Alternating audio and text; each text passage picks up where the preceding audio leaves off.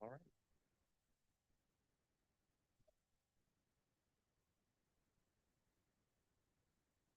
All right. Good morning, everyone. We're going to call the meeting Committee on Seniors and Veteran Affairs to order. Madam Clerk. Commissioner Wilson. Present. Commissioner Killeen. Right there. Commissioner Killeen. You. Here. Am I? We'll roll with that. Commissioner Dobb. Commissioner Dobb. Here, sorry. Vice Chair Garza. Here. And Chair Kniezek is temporarily excused. You have a quorum present. Thank you. Next item, please. B, Chair's remarks. I'm sorry to disappoint everyone. I'm not Kniezek, but here I am. That's all I have. Thank you. Next item, please. C, approval of the August 13, 2025 meeting minutes. Move for approval. Can we get, yep, there we go. All right, we have a motion by Commissioner Dobbs, supported by Commissioner Killeen for approval. Please vote on your tablets.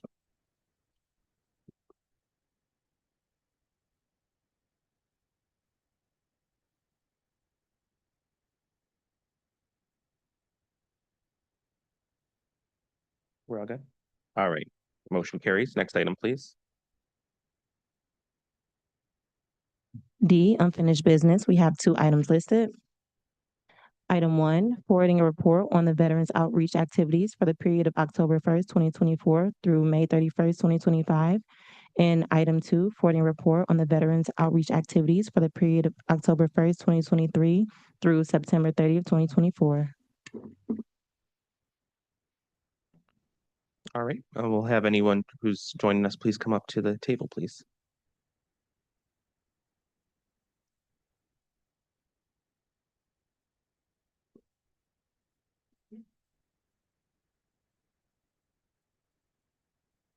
Good morning. My name is Keneal Johnson, Interim Director of the Department of Health, Human and Veteran Services. Before we present the report to you today, I did want to introduce to you all Jeffrey Devereaux. Jeffrey Devereaux joined us September 30th as the Assistant Division Director for Veteran Services. Mr. Devereaux, he is a proud U.S. Air Force veteran and a lifelong Wayne County resident. And he's dedicated his life to public service. He is the founder of No Veteran Left Behind, which is a nonprofit that is committed to supporting veterans as they transition to their civilian life. He's also served as an instructor for Wayne State University's Veterans Upward Bound program, and his professional background spans accounting, contracting, and nonprofit leadership, and a longstanding commitment to volunteerism in veteran and community organizations.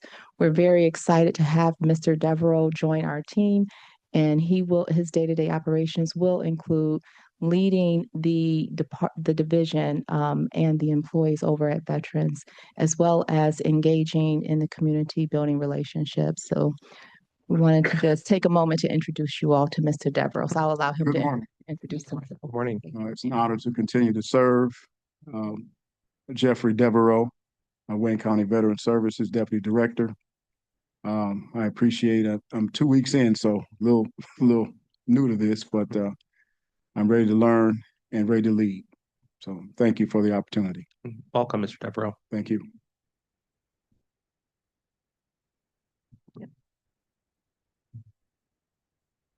Good morning. Can you hear me? All right. Good morning. How's everyone doing? Harolyn Emo, Deputy Director of Health, Human and Veteran Services. And I am so excited to have Mr. Devereaux join us. In the absence, as you know, we've lost some, capacity with the with our division. But we're working so hard to rebuild that capacity so we can have the team members to do the work. The first report I want to touch on is the fiscal year 24, just to provide an update on that. Through the the Soldier Sailor Fund and Burial Fund, we were able to expend 1,052,131.52 to the dollar. And 52,900 of that included food assistance. We were able to serve 107 veterans, and which is a slight increase from the previous year. And one thing I want to mention with Mr. Devereaux joining us and his background in teaching education, we are really working to see how we can, those veterans that have recurring needs, to see what kind of strategies we can put in place so that we are able to teach them the skills to be more financially fit. So we're really excited to share more of that in the future. With the CVSF grant last fiscal year, we had 745,577 awarded to us. And with that amount, we used 352,784 and 75 cents towards direct support emergency assistance to veterans. And of course, the services that we provide the most is utilities, furniture, housing. Those are the highly frequent where we expend the most funding. And last fiscal year, we're able to serve veterans in 23 out of the 43 communities. I want to stop there and ask if there's any questions regarding this report before I move to the next fiscal year. Commissioner Kleen. Thank you, Mr. Chair. Morning, Ms. Nimmo. The County Veterans Service Fund grant, Yes. that's new to me. Have we been receiving that? The County Veterans Service Fund grant, we've been receiving that grant for a number of years now. Yeah. Yeah, Is that state or federal? that is state grant. Okay. And the amounts are generally about the same? No, it fluctuates each year depending on the number of grantees, the expenditures from the grantee. So they, even within the year, it's adjusted depending on how much funding. Okay, I'm remembering this discussion now. Yeah. And then we were able to provide 29 of the 43 communities some assistance. That's correct. 23 last fiscal year. Yeah. We were able to serve veterans living in 23 out of the 43 communities. Yeah, my report shows 29 out of the 40. Which year are you looking at? I'm looking at the report you sent me. Is it? Yeah, that's two. There's two. We're on fiscal year 23-24. So there's two reports. And so you're looking at the second year, and for this current fiscal year, there were 29 in the communities. Yeah. And Yeah. Mr. Clerk, you want to talk about how you want to Noticed expand that October reach? On a 24 to May of 20, but nonetheless, Mhm. how do these funds go to municipal, local government? No, we actually administer those services right in our office. Okay, so this is just a breakdown of the communities Yes, that we have served. There's no transaction with between. the communities, it's the residents of the veterans. So veterans that are living in those communities. Yeah, okay, that's what you're looking up. Mhm. Okay. So, Thank Can I interject? you, So, Mr. Chair. so Joan, I'm sorry, quickly. So 29, because we haven't used the mobile unit. We do have a mobile unit. Yeah. And the mission is to expand to hit all of the communities. Generally, these are folk who can make it down to 400 Monroe. It's a challenge.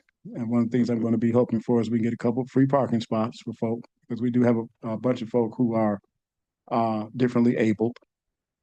So once we get this mobile unit going, once I get permission to get it out and the locations, I have several locations that I put together, then hopefully we can assist more military veterans.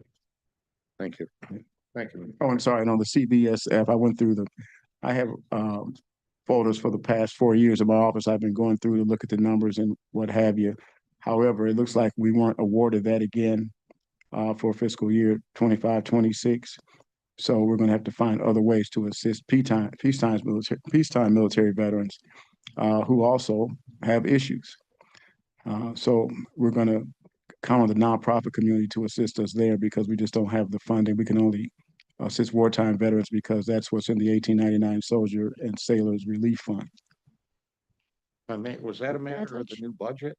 No, from this the- was from the state, the matter of the state's budget, Yeah, that's what I mean. Not our budget, but the the state, state budget. budget that just passed, Correct. and this didn't make it in. They No. did not. How exciting. Yes. All right. Thank you, Commissioner.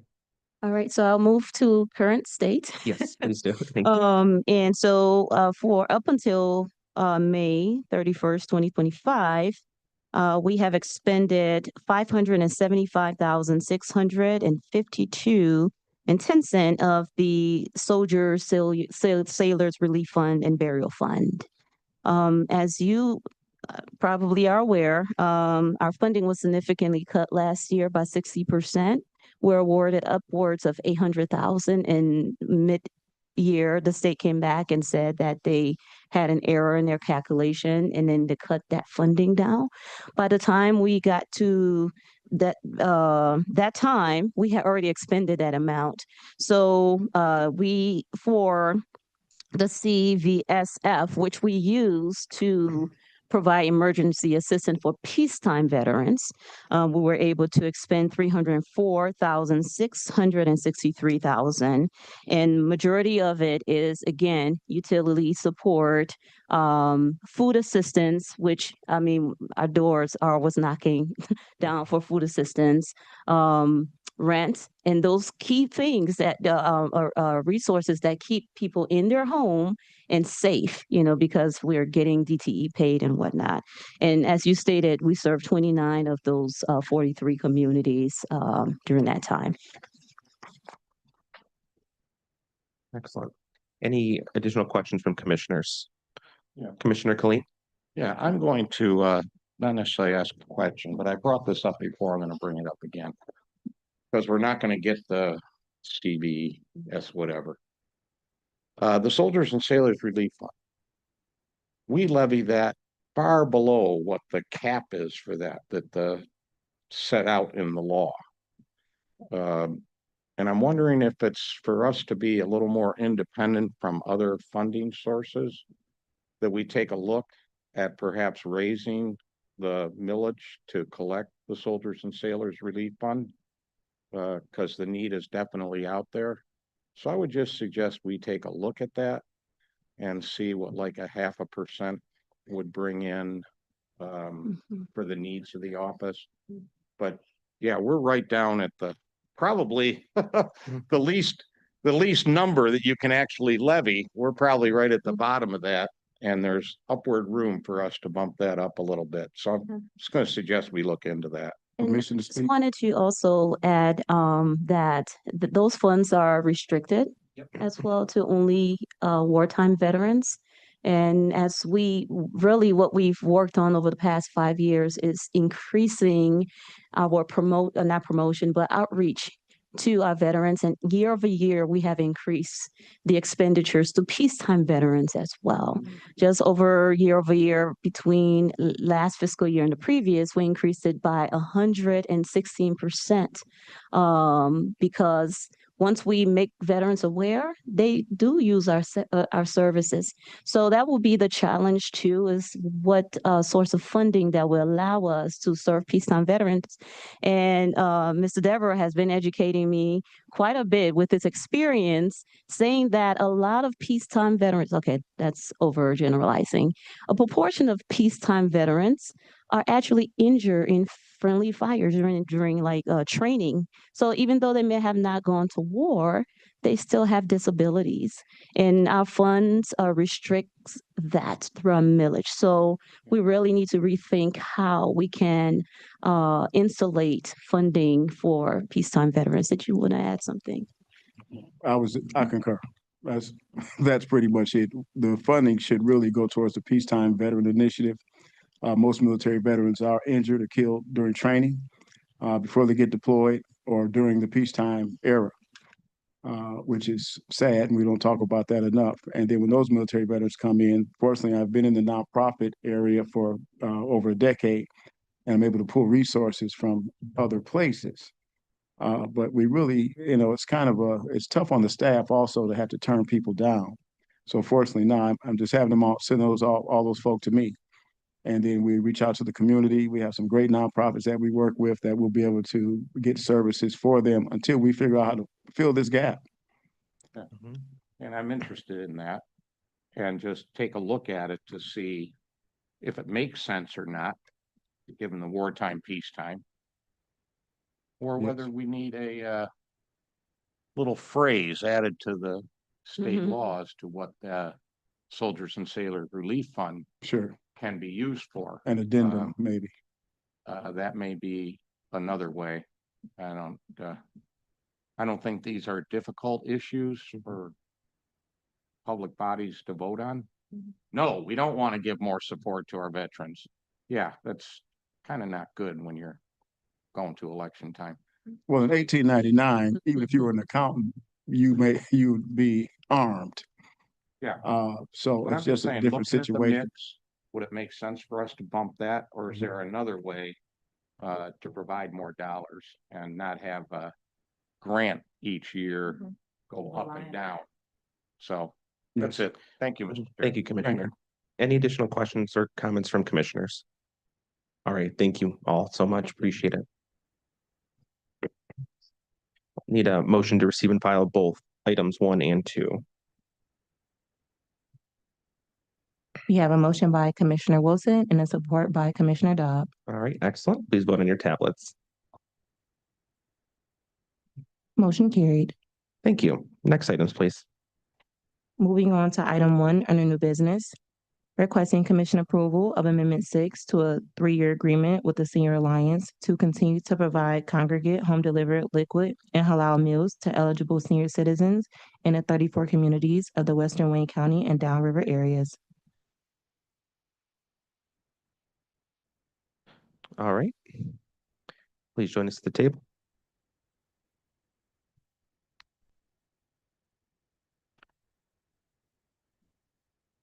Good morning, William Chuck Jackson, Department Director, Wayne County Senior Services. Joan Sabrakis, Division Director, Wayne County Senior Services. Welcome.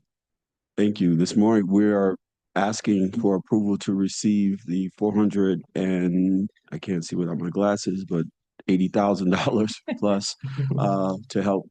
This money goes directly towards paying for meals for our seniors. Excellent. Any questions from commissioners? Commissioner Colleen? Thank you, Mr. Chair. We amend this quite frequently throughout the fiscal year, over the years. Is this our first? Well, we're just starting the fiscal year. This is our first amendment to the current contract? This is actually from the previous fiscal year. Yeah. So this amendment is actually from the previous fiscal year.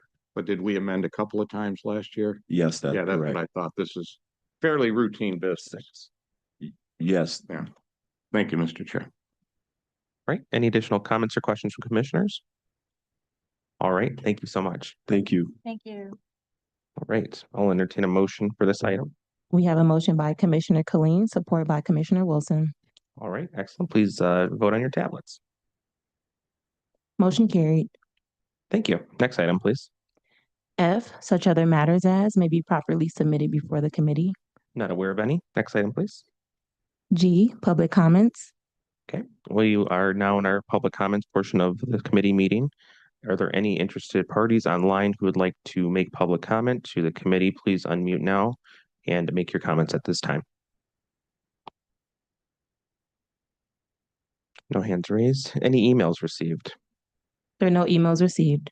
Right. Any interested parties in the audience today that would like to participate in public comment, please do so at this time. Right. All forms of public comment going once, twice. Public comments are now closed. Next item, please. Adjournment. All right. We have a motion by Commissioner Wilson, supported by Commissioner Colleen to adjourn. The meeting is adjourned at 9:50.